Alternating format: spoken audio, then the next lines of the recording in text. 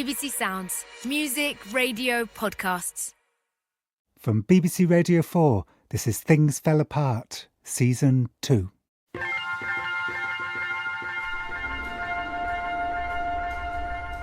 Yale law students shouting profanities and threats disrupt a free speech event with a bipartisan panel on civil liberties.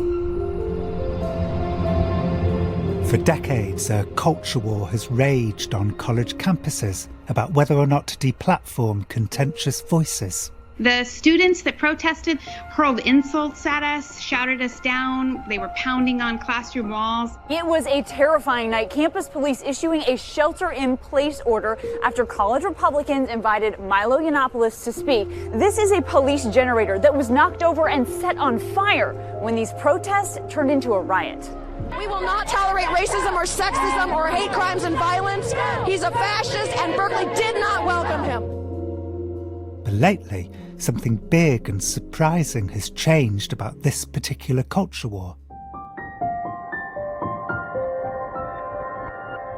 For the longest time, protests over free speech were pretty much confined to college campuses, until suddenly they exploded out of colleges and into workplaces, including newsrooms. It's a shift that some people pejoratively call the Great Awakening. People started sending me messages that they were going to attack me, that they were going to protest outside of my apartment. I watched the hate pour in, and, kind of to my shock, I saw about half my colleagues retweet and promote this accusation. For years, I've been curious about the mechanics of how this happened. How did something that stayed on campuses for so long suddenly burst out into the world? This episode, I think, sheds light on one reason why it happened. So my name is Bessel van der Kolk. I'm a psychiatrist.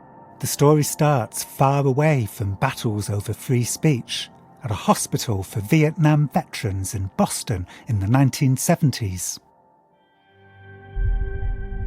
Bessel was just beginning his career, and he could see that something was terribly wrong with his patients, something mysterious that had no name. Take a former soldier turned lawyer named Tom. He himself goes to Vietnam. He becomes a platoon leader at age 18, and he goes into an ambush, and most of his men get killed. And he has these vivid images of these guys who he was in charge of getting killed. Bessel later wrote that the ambush happened during a foot patrol in a paddy field. Tom never saw the shooters. His men just started dropping around him, dead or terribly wounded. And later on he comes home, and it's the 5th of July, the day after Independence Day. I meet him, and he's a lawyer who has vomit all over his three-piece suit, and clearly he has been drinking by himself in his office over the weekend, and he says, I can't stand it anymore. The firecrackers that go off on the 4th of July drive me crazy, and I go back into the war, and I'm no longer fit for human consumption, basically. Bessel was one of the first people to give this condition a name, post-traumatic stress disorder, much to the teasing of his co-workers, he says. When I started off, my colleagues would say to me, Bessel, you and your trauma. When you croak, nobody will talk about trauma again.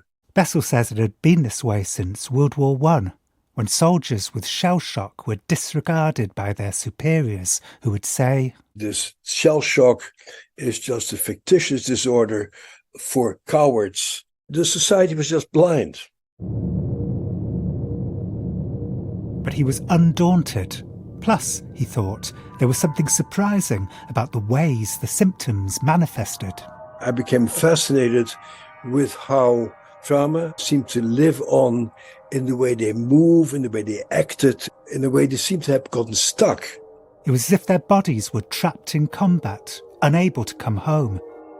Which is why they would startle easily or become enraged or numb, or they had chronic back pain or migraines or digestive problems. Soon, Bessel began seeing similar symptoms in other patients, people who hadn't seen combat.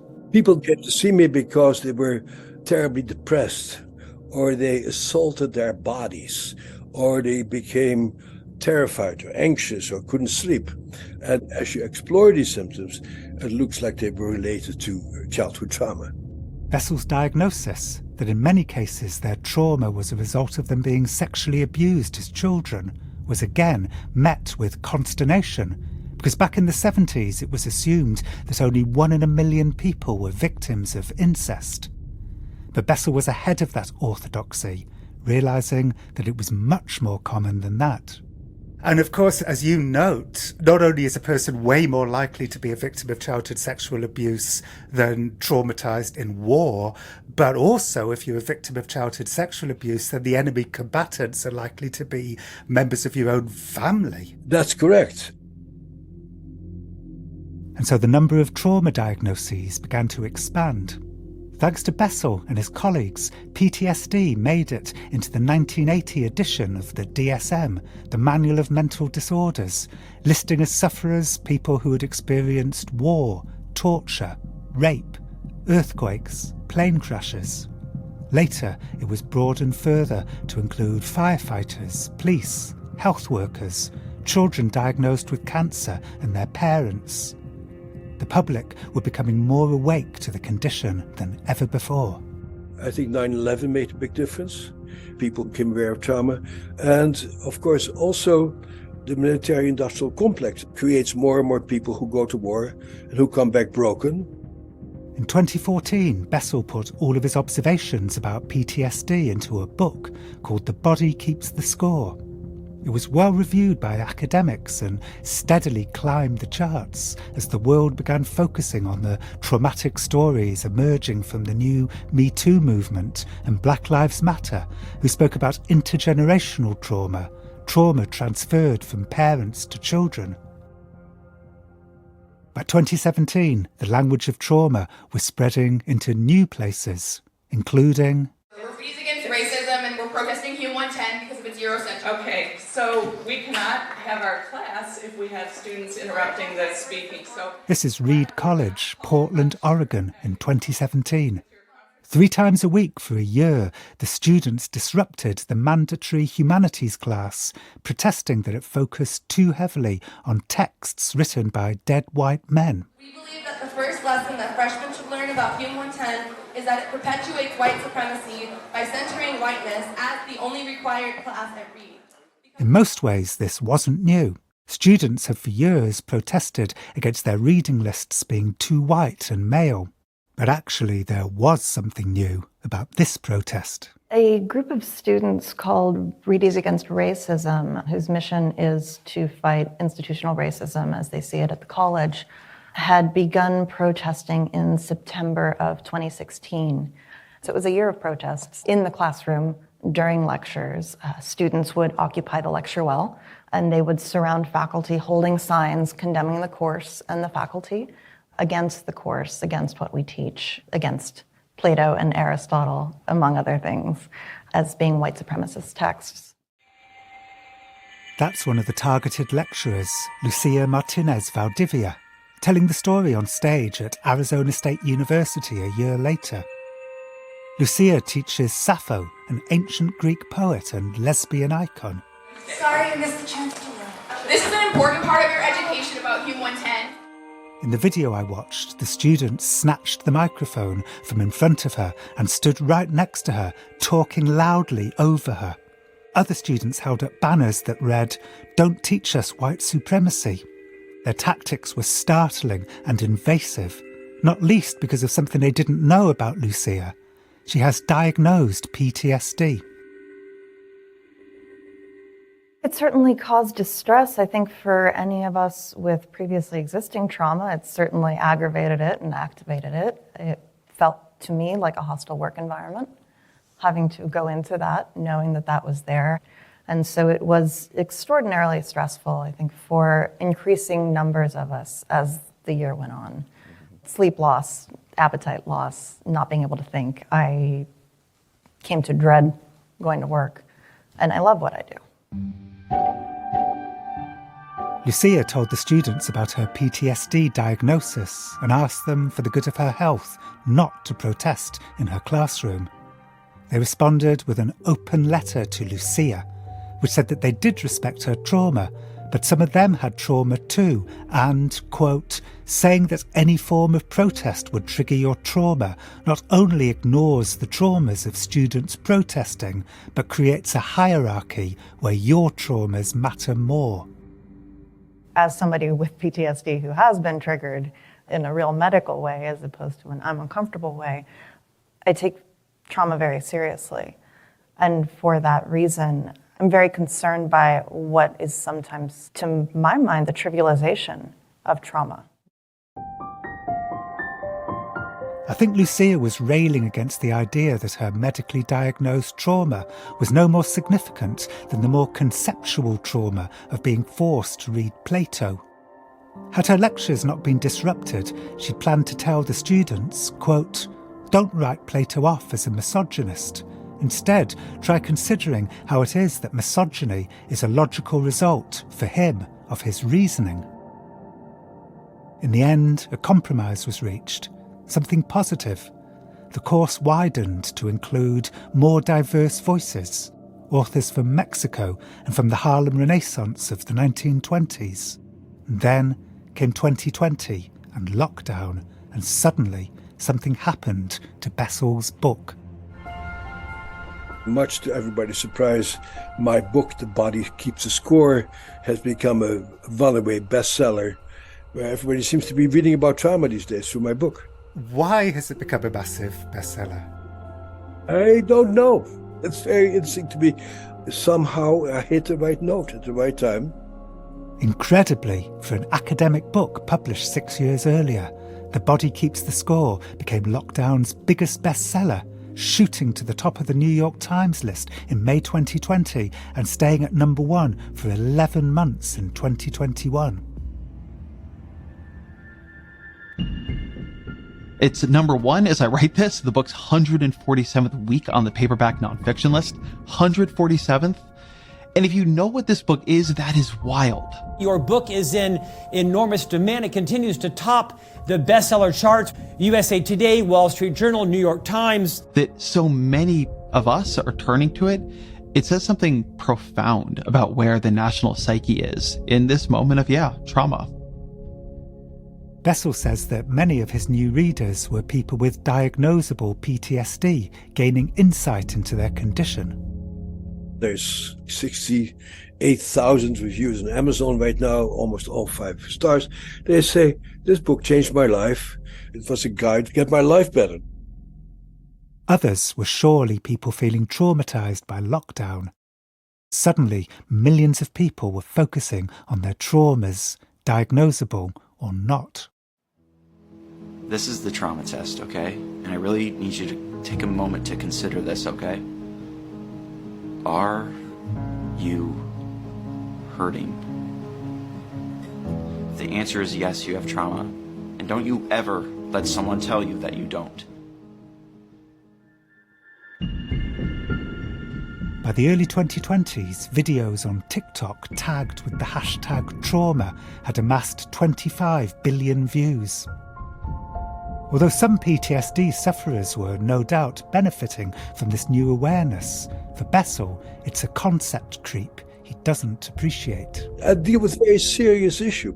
This is not a frivolous enterprise, you know? The public now calls everything a trauma, including reading Othello in your high school class. No, that's not the trauma. Once you get gang raped, that might be the end of the world for you. Having your kid run over by a drunk driver, that's the end of the world. So it's very disrespectful to really traumatize people to call everything a trauma.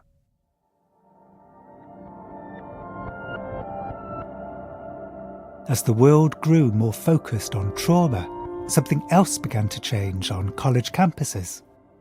Back in 2017, calls to protect students from emotional harm had tended to come from the students themselves in opposition to the administration. But no longer. My name is Samantha Jones. I'm a biology student at Syracuse University, but I'm also pre-law. The reason why I wanted to talk to you is because there was an incident at a social event, at a party. Yeah, so my roommate and a couple of my friends attended an off-campus Halloween party. It was fall of 2021. So I was at the party and a male student had arrived, and he had a reputation for getting into fights and just kind of being inappropriate with other female students.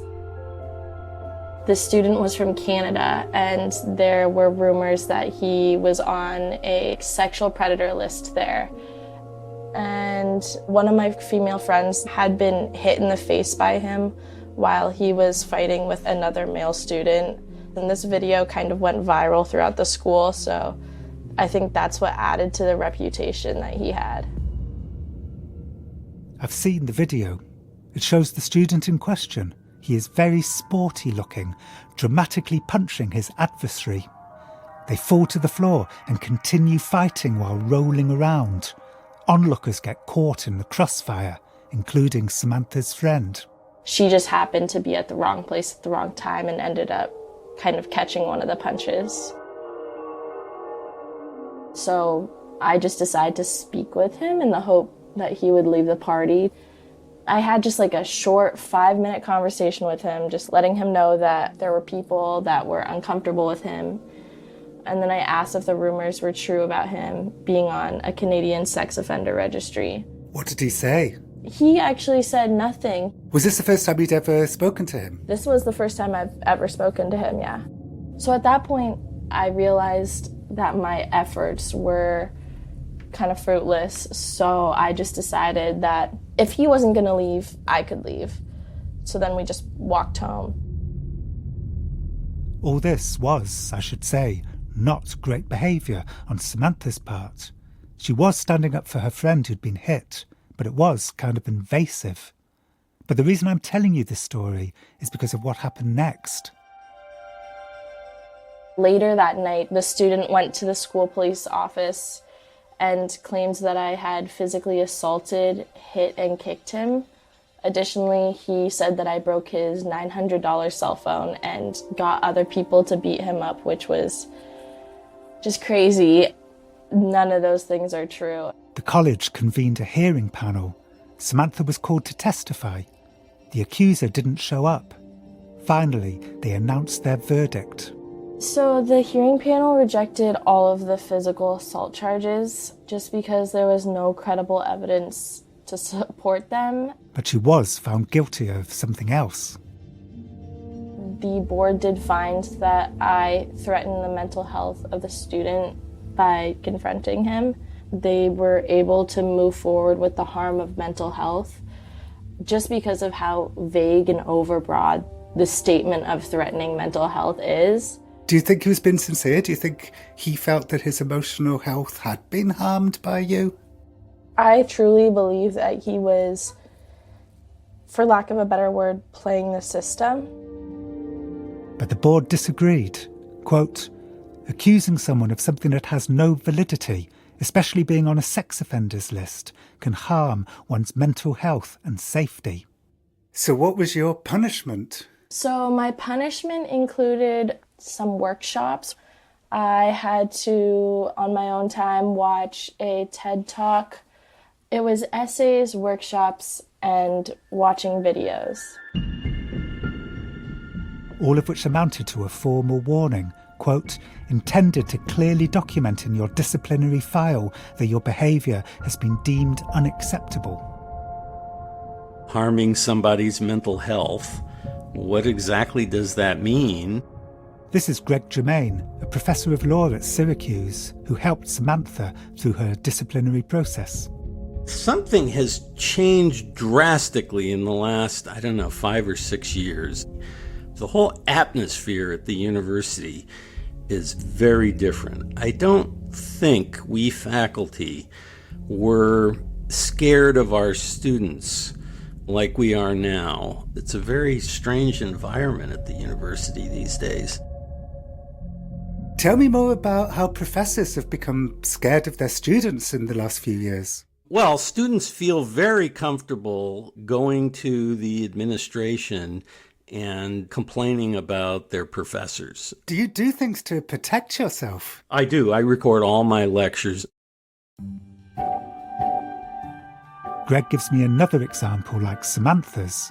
How, in August 2022, a Syracuse student organised a bonding exercise, a kind of scavenger hunt. Kind of a goofy activity where they would take pictures of themselves doing goofy things, rolling down the steps of one of the buildings of the school, licking a statue, some nonsense like that, and none of the students were required to do it. It was just a completely voluntary, goofy thing. But one student filed a complaint. As a result, the organiser of the scavenger hunt was found guilty of causing emotional harm to her fellow students, not least with her suggestion that they each sit on a kissing bench and kiss another student on the mouth, an act that could result in, quote, emotional trauma or confusion. She was made to do community service, plus she had to watch the same TED Talk that Samantha was forced to watch. What was the name of the TED Talk that they made you watch? It was Ruth Chang's How to Make Hard Decisions. I love that part of your punishment was being forced to watch TED Talks. Yeah, I've never had a TED Talk kind of weaponized like that against me. And so what began with students had shifted to administrations. I suppose because accusations of emotional harm were at once so serious sounding, but also so vague, colleges had no choice but to start treating them with gravity. And the same was true for when the language of trauma entered the world outside colleges, including newsrooms. My name is Lee Fong. I'm an investigative reporter. You might remember Lee from our episode about Antifa. Lee covered Antifa for the left-wing site The Intercept, but he fell out with some of his co-workers when he reported on sporadic violence in the days after George Floyd's murder. You know, I tweeted about cases of really absurd violence, and a number of my colleagues were very upset. It became a big fight internally. Lee means violence committed by left-wing and anarchist groups like Antifa. And in the midst of all of this, something very big happened to you. Well, in the midst of these protests in one town called San Leandro on the border of Oakland, you had 5 hours of sustained looting with no police presence because they had been sent to San Francisco and Oakland. Let's get right to live pictures of looting that is still going on. Here's CBS News in the middle of the chaos. Chopper 5 is over the Walmart store in San Leandro, where people have been running in and out of a side door with whatever they can carry out. An entire mall was ransacked, a Dodge dealership, a car dealership. 80 cars were taken off the lot. They were driven into stores. They were driven into other cars. Just mass vandalism and violence. Just a few moments ago, the city of San Leandro declared a curfew here in the city. Everyone is to go home until 5 a.m. because of what they described as roving bands of looters and rioters. I went there to interview people in the wake of that kind of orgy of violence. And as I was walking back to my car, a young man came up to me and said, "Are you with the media?" I said, "Yes." And he said, "There's something I want to get off my chest." He is a supporter of Black Lives Matter, but he sometimes struggles with some issues around the movement. The clip of Lee talking to the young man is quite long, but worth playing at length. So when I, as a black person, look at the Black Lives Matter movement, I have questions. Why does a Black Life Matter only when a white man takes it? Because where I grew up at in East Oakland, there's been a lot of black people who were killed by other black people.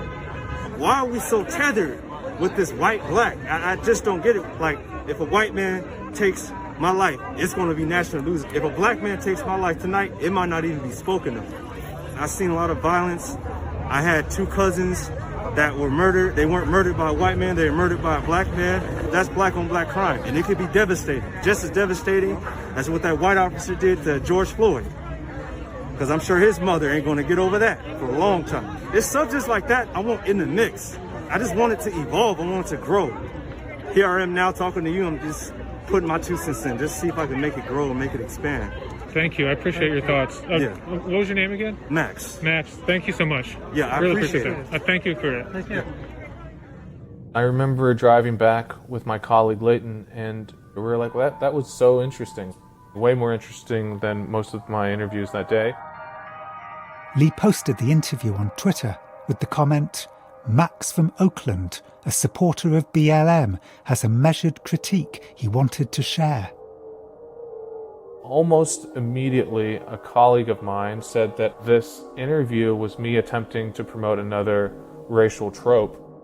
The tweet from Lee's colleague read, "Tired of being made to deal with my co-worker at LH Fong continuing to push narratives about black-on-black crime after repeatedly being asked not to." Lee denies that any editor had ever said that to him, and an Intercept spokesperson told us, quote, "As I'm sure you can understand, we cannot comment on personnel matters."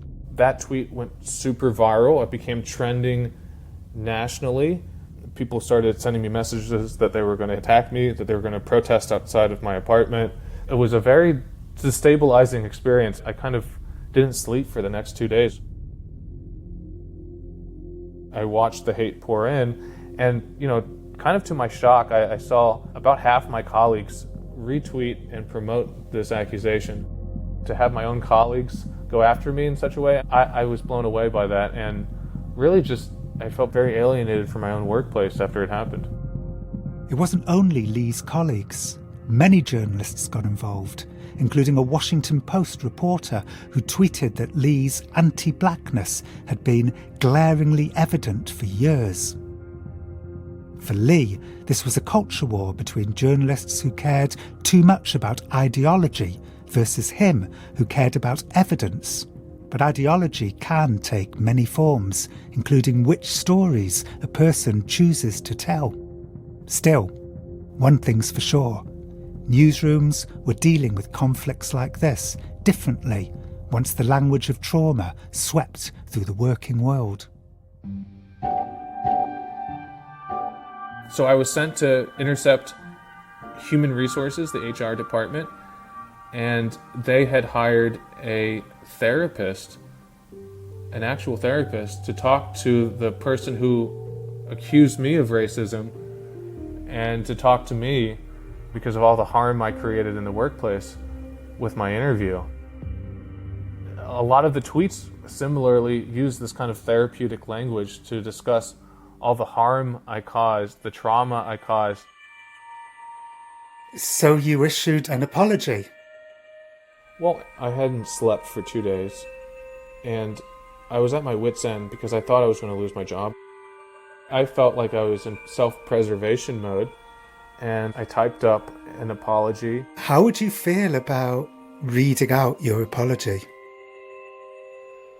Yeah, let me look at it again, think about it real quick, and I'll give you a snap decision. Let me just scan it again. I've just kind of avoided even looking at it over the last couple of years just because I kind of cringe. I think I'm okay. I don't know. I hate reading this. This makes me so upset. Okay, in that case, I want to spare you that. Sorry, I don't mean to be difficult. And so, with Lee's blessing, I'll read out some of the apology instead. Quote, "I recently had a conflict with a colleague whose feelings I harmed. I hate that even in the smallest way I may have contributed to a toxic discourse that causes pain to anyone. But even more than that, I am saddened that my words caused harm to colleagues and to many people whom I care deeply about." I wrote this apology. As soon as I posted that, my apology was posted on some of the right-wing message boards, and alt-right people started flooding me with racist memes, people in dunce hats being forced to write fake confessions to please the communist mob. That also cut deep because my family had been tortured and really traumatized by the Cultural Revolution in China. My grandfather was denounced and my father sent to a work camp. God, so in the course of 24 hours, you annoyed everyone. Yes, absolutely. How do you feel about the apology now? It's a little bit silly and embarrassing in retrospect to issue a literal apology for simply interviewing a young man who had genuine feelings. The more time I have away from this mini semi-cancellation, whatever you want to call it, I see it through a class lens. You know, I believe that America is a class-based society that pretends to be an identity-based society, and I think that's true for other countries as well. You know, Max, he reached out to me after the tweet went viral and, you know, I was accused of racism, and he was livid because he said, "You were one of the only people to give me a voice. This is absurd." And I started talking to him. He was working on a ferry. He had been laid off. He'd been without a job for a very long time. He's a working class guy. You know, the principles of wokeness are supposedly about lifting up marginalized voices. His voice is certainly marginalized in this debate. And the people who were shouting him down, the people who were calling me racist for interviewing him, were people who went to prep schools, who grew up in incredibly wealthy families, who worked at elite prestige media outlets. And the more I think about this, it just kind of grinds my gears. It seems like by issuing an apology, I was giving in to the very powerful against someone who was just trying to speak out. And so, you know, for that reason in particular, I regret issuing an apology. I've long been curious about the mechanics of how the culture war over free speech burst out of colleges and into the workplace. I think the language of trauma has a lot to do with it. It's easier to silence a controversial voice amid accusations that that person is causing emotional harm. A new awareness of trauma has had many very positive consequences. But when trauma is weaponised in the culture war, the victim can be nuance and curiosity and debate. Things Fell Apart was written and presented by me, Jon Ronson, and produced by Sarah Shebbier. The music was composed by Phil Channel. The programme was mixed by Giles Aspen. The editor was Philip Sellers and the commissioning editor was Dan Clark. It's a BBC audio production for BBC Radio 4 and BBC Sounds.